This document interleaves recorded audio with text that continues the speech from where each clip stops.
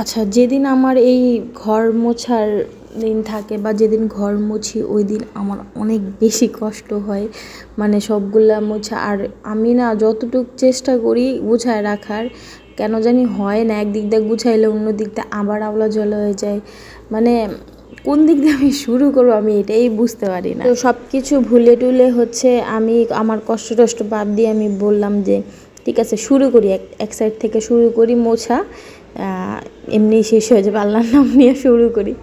তো সে যেই বলা সেই কাজ। আর এখানে আমার দুষ্টু পাখি, আমি তো আগেই বললাম যে আমি যে একদিক দিয়ে আমি গুছায় আসবো আর একদিক দিয়ে আমার আলো জ্বলা হয়েই যাবে, মানে আমি।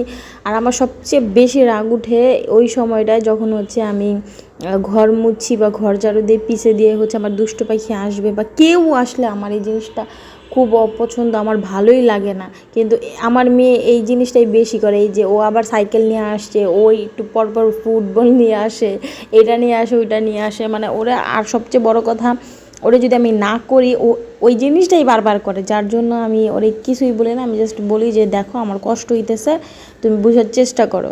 আজকে এই দেয়ালটা মুছতেছিলাম কারণ আমি কিছুদিন ধরে দেখতেছি আমার দুষ্টু পাখি, মানে এটাতে ওর হাতে যত ময়লা টয়লা থাকে ও ওইখানে হচ্ছে ছাপ দেওয়ার চেষ্টা করে, যার জন্য আবার হচ্ছে কলম দিয়েও আঁকাকি করে, যার জন্য ভাবলাম যে একটু মুছি আজকে। আর এই যে মুছতেছি আর আম্মা হচ্ছে ঢুকবে রান্নাঘরে, মানে আমার বলতেছে যে আমি কি ঢুকবো, আমি বলছি ঢুকেন ঠিক আছে, আর কি বলবো, কী বা বলার আছে। তো ওইটা দেয়ালটা মোছার পরে আমি হচ্ছে আমার রান্নাঘরে, যেহেতু রান্না বান্না শেষই হয়ে গেছে, তো রান্নাঘরটাও পরিষ্কার করে নিতেছিলাম। আর আমি না আমি একদিন পর পর মুছলে, মানে সাথে সাথে মুছলেও না, যখন রান্না করি তখন তেল টেল ছিটকাইয়া একদম পরে এই দেয়ালে একদম, মানে মনে হয় কি কয় বছর ধরে যেন পরিষ্কার করি না, এমন মানে একদিন পরিষ্কার না করলে, একদিন না মুছলে এরকম অবস্থা হয়ে যায়। আর আমার মতো কে কে আসো যে এই যন্ত্রণার মধ্যে আসো একটু জানাইও, হ্যাঁ। আর সব থেকে বড় কথা, অনেকে আমার ডিএম করো, বলো যে আমি কেন ভিডিও দেই না।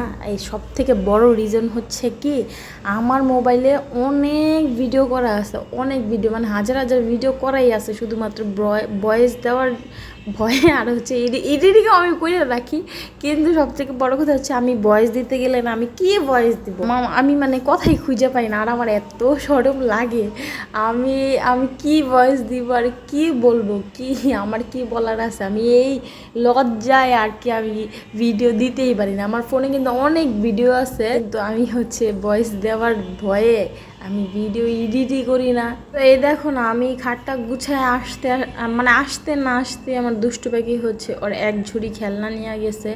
আর কি করার, এখন ওরে তো খেলতে দেওয়াই লাগবে, যার জন্য আমি হচ্ছে ওরে বলছি তুমি বিছানা থেকে নাইমো না, আম্মু ঘরটা মুছা নেই। তো ও বিছানায় বসে বসে খেলতেছিল, আর আমি পাশ থেকে হচ্ছে তাড়াতাড়ি করে মুছে নিতেছিলাম, কারণ জানি না কখন ওর খেলার ভূত মাথা থেকে চলে যাবে। আর হচ্ছে ও হচ্ছে আমি ঘর মোছা, মানে ভিজা ঘরটাতে ও হচ্ছে পা দিয়ে পারাবে, যার জন্য আমি তাড়াতাড়ি করে মোছা শেষ করতেছিলাম। আর হচ্ছে আমার কাছে খুব গরমও লাগতেছিল, যার জন্য আমি কাজটা তাড়াতাড়ি শেষ করে গোসলে ঢুকতাম, কিন্তু তারপরে গোসলে ঢুকতে পারি নাই।